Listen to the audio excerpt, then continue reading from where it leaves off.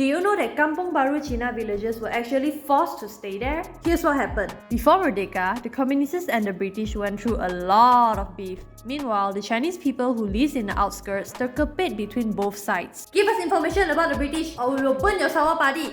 Or steal your chicken eggs. No, please, we got no more food. You packet with the communists, right? We will put all of you in jail. We didn't have a choice. The communists getting more annoying. The British cannot tahan already. What was our safe word again? Darurat.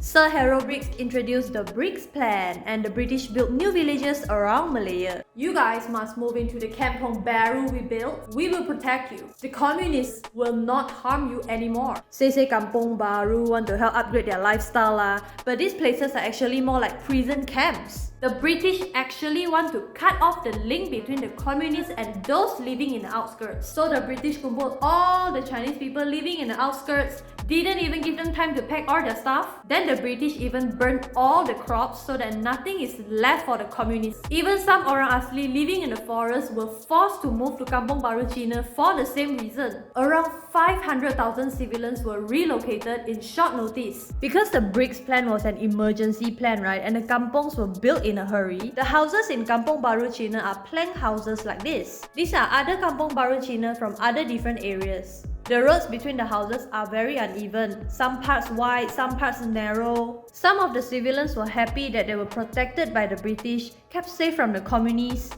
but they did not expect that they have to live within barbed wire fences with strict gate curfews and house curfews. There are even cases where villagers were shot for going out of the house just to use the jamban during curfew hours. They also have super strict spot check, they don't play one. The villagers are not allowed to bring food out of Kampung Cina to prevent giving food supply to the communists. For a time, life was super hard for the villagers. But after the British left, the Chinese people were no longer restricted, barbed fences were taken down, and most of them still continue staying in Kampung Cina since it has been their home for years. Nowadays, this is how Kampung Cina look.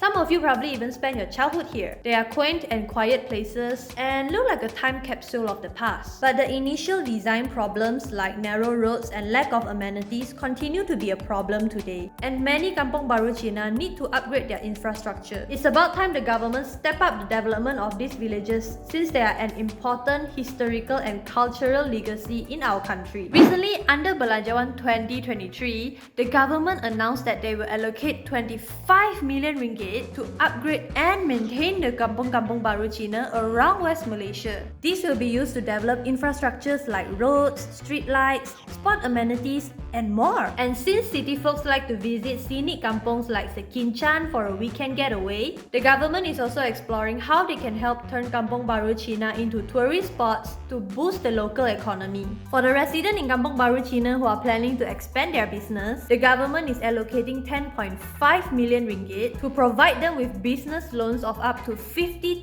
ringgit. Not only for residents in Kampung Cina, Belanjawan 2023 also have other initiatives for many different communities or individuals, and there might be a few that could benefit you. If you are interested, can go check out the Manfaat Belanjawan 2023 website. Like that lor.